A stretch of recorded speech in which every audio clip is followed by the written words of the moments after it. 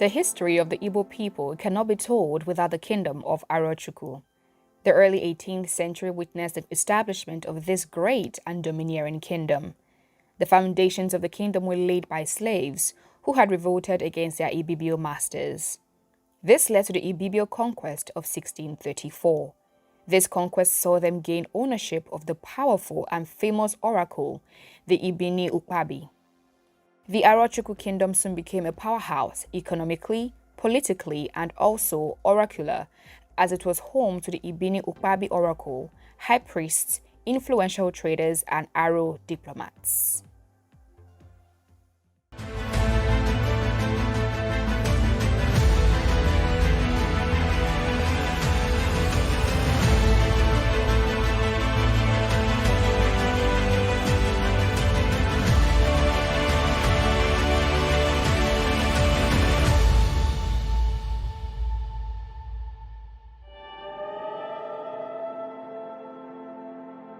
Arochukwu dominated the other Igbo communities and was more prominent than their neighbors for obvious reasons. First was the ownership of the famous and powerful Ibini Ukpabi oracle, which gave them an advantageous influence. The god conferred on the Aro people the title Umuchukwu, meaning children of the high god, thereby making them untouchable in the Igbo territory. Also, the Arochukwu people were able to exert more influence than others because of the nature of their trading activities and their geographical location, which added to their influence and dominance. Arochukwu was located strategically around Enyon Creek, which was favorable to the Aro people, and they maximized this to their advantage. In addition, the Aro military alliance was always in place to ensure the protection of Aro interests in the region. The activities of the Arochukwu people helped the flourishing of city-states in the Niger Delta. City-states such as Ukbobo, Boni, Nembe, and Calabar formed a strong trading network with Aro. These city-states soon transformed into important centers for the export of palm oil and slaves. Hundreds of communities also soon metamorphosed into powerful kingdoms. The Arochukwu kingdoms comprised 19 villages. At the start of the 19th century, the Aro people migrated and expanded their frontiers into many other city-states. They became a force, particularly in the economy of the region. The Aro people thrived in the slave institution before the advent of the British on African soil. The dominance and influence of the Arochukwu kingdom were second to none. This would lure the British into capturing the kingdom to expand its colonial powers. The British, seeking to extend their authority over the vast geographical entity, knew too well to capture the Aro kingdom if their mission was to be a success.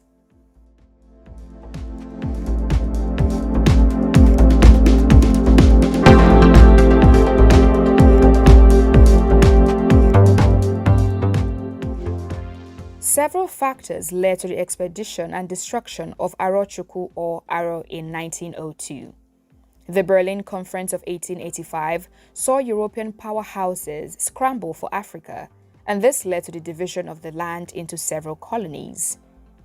These colonies, blessed with raw materials and market outlets for industries, were advantageous to the colonial masters. Ownership of these colonies meant prestige and inheritance of diplomatic weapons. Also, the abolition of the slave trade and the movement for the establishment of legitimate trade by the British was another reason for the expedition of the Aro kingdom. In addition, there was the exaggeration of the inhuman practices of the oracle and the power of the Aro. In 1899, the British sought to conquer the Aro confederacy. However, they met with strong resistance from the people of Aro and their allies, who had been readily prepared before the attempt by the British. The brewing tension between the British and the people of Aro soon escalated into what is today known as the fall of Arochukwu. By November 1901, the gradual decline of Arochukwu began. The British eventually had their way in the Aro expedition, which lasted not more than 2 months. On December 28, 1902, Arochukwu was captured, and by nearly 1903, the war was over and the Aro confederacy collapsed.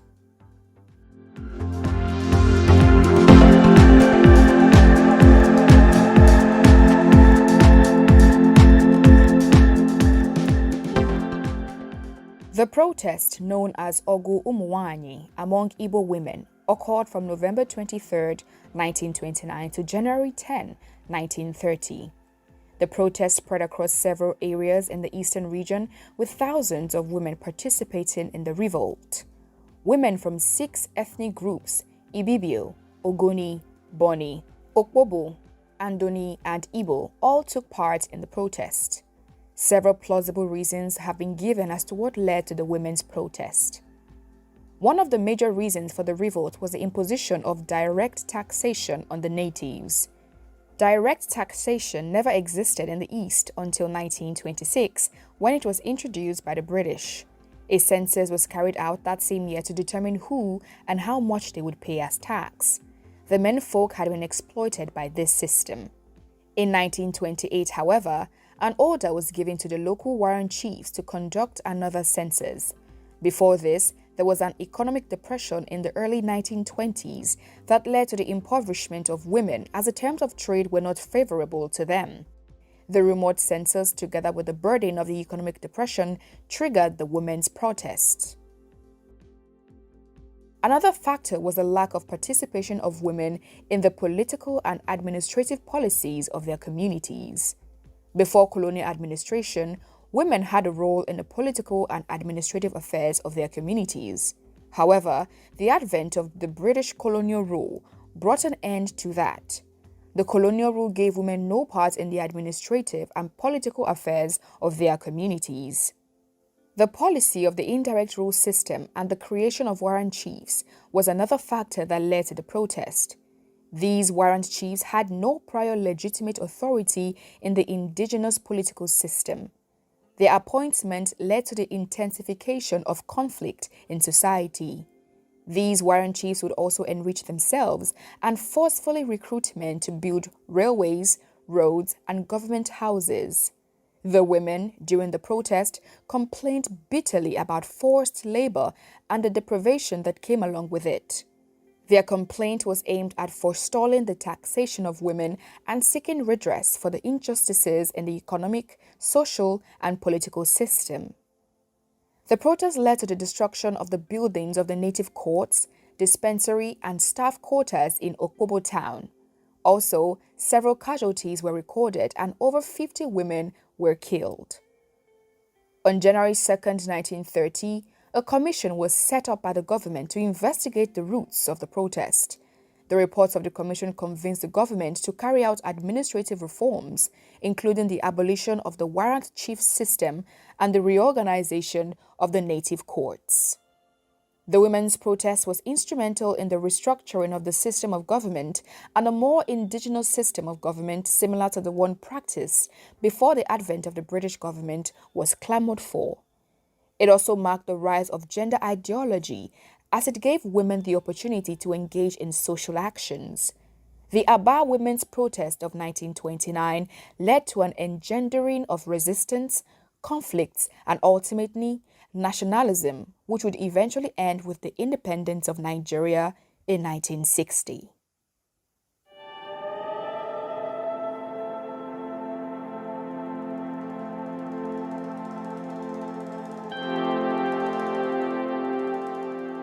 During the 1940s, agitation for better treatment of workers and a raise in salaries by the colonial masters became the order of the day. At the time, nationalism had become entrenched in the hearts of many Nigerians and the clamor for self-rule had begun. Aggrieved over the cost of living as a result of the effects of the Second World War, the technical workers demanded an increase in the cost of living allowance. However, their demands were ignored, and this led to the strike action of 1945. Veteran labor leader Michael Imudo was pivotal to the success of the strike action. The strike, which began on June 22, 1945 and lasted 45 days, saw the unification of both the public and the private sectors as over 200,000 workers from 17 different work unions took part in the strike. The trade unions transcended the division of ethnicity, religion, and regionalism. The strike struck the most devastating blow against colonialism in the country. It also affirmed the capability of Nigerian workers in making a forceful assertion of their rights, which the government must respect. The Nigerian general strike of 1945 had provided a much-needed outlet for the steam which might have pushed people into the War of Independence. A few years later, another strike action known as Go Slow would take place, this time in the coal city of Enugu. Enugu was the capital of the eastern region, and it had also become the coal capital of British West Africa and an anchor of Nigeria's production. Nigerian coal had been of strategic importance during the Second World War. It was also vital in the rebuilding of infrastructure by the post-war British government. During the war, inflation raged terribly because many of the men had been called upon to serve in the British armed forces, having been led to believe that their sacrifices would create a better world.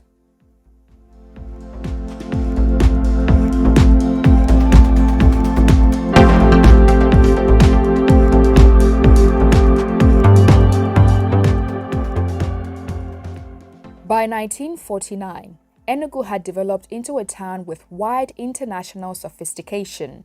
Having about 25,000 inhabitants and approximately 8,000 employed coal miners, the city was home to two main mines, the Iva Valley and Obweti, of which Iva Valley was the leading coal mine in the country. At the time, the miners supported maternity clinics, road building, and clean water supplies, using their regular income for the development of their communities. However, the lives of the miners were not rosy. They lived in terrible conditions in the valley with low oxygen, low morale, and even lower remuneration. The workspace was dangerous and highly depressing. This was in sharp contrast to the living conditions of the Europeans, who were clean-cut, well-paid, and worked above the ground. The miners had strict work demarcation which was imposed by the British. Some were hewers, while some were tubmen. By late 1949, there was an increasing resentment for the unfair treatment and equally unfair payment of Nigerian workers. The miners began to make demands regarding the dreadful conditions, pay, and reinstatement of unfairly sacked workers. Their demands were, however, rejected. At the time, agitation for self-rule, nationalist movement, and the cry for better treatment of workers became even more pronounced. Enugu was the abode for the Zikist independent movement. Hence, the political environment was becoming increasingly radicalized, and the European community viewed nationalist agitation with fear. The Zikist General Secretary, Okudili Azaya Ojiyi, well versed in colonial labor law and aware that striking was illegal, incorporated the Dorhiam miners' Kakani go-slow tactic and spent days in the mine teaching it to the miners. The new method of protest, go slow, meant that the workers worked very slowly, thereby affecting production. The miners produced a handful of coal as opposed to the wagon loads of coal they used to produce. A series of negotiations ensued, and although an agreement was reached, the colliery managers would fail to honor their words, and between November 10 to November 12 in 1949, 200 more miners were sacked. The miners fighting for back pay owed them, known as roistering, and which was later declared illegal, would occupy the mine. The government had attempted to remove mine explosives from the Iva Valley Mine. Whilst the removal of explosives was successful at Obweti, it was unsuccessful at Iva Valley, as the workers would not assist the colonial officers. The removal of the explosives signaled a lockout, one which the miners had suffered during the general strike of 1945 and were not about to go down that road again. What started as a simple tactical protest became a stay-in strike.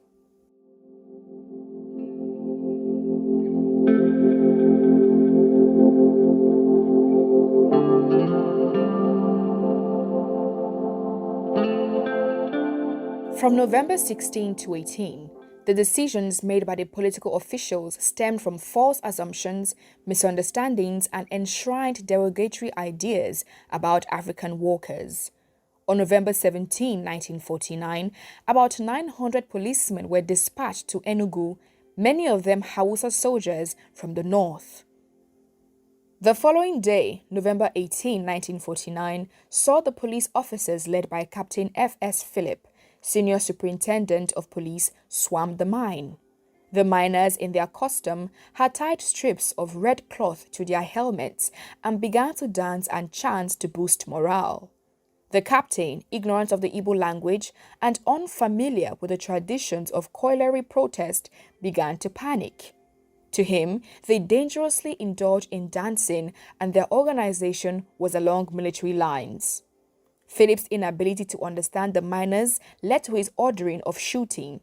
He took his revolver and shot Sunday Anyasodo, one of the miners at Iva Valley. A sporadic rupture of gunshots followed and 21 miners were killed, with several others shot in the back.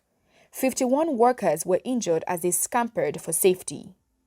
The massacre at the Iva Valley Mine transcended every other event in the country at the time, as ethnic, regional, and class divisions were dumped in order to build a collective momentum to do away with British rule.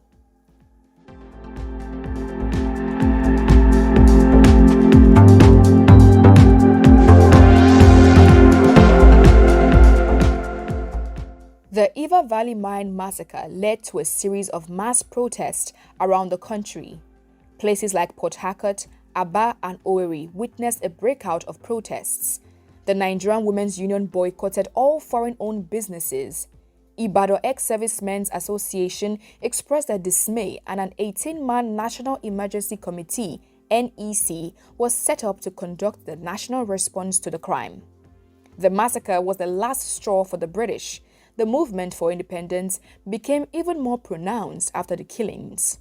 Following the massacre, the Governor General of Nigeria, Sir John Macpherson, set up a commission of inquiry which began on December 12, 1949.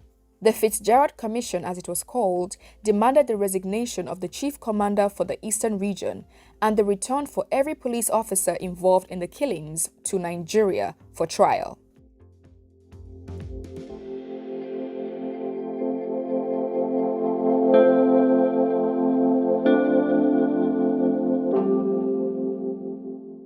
One thing was clear after the massacre: the time for self-rule and independence had come for Nigeria.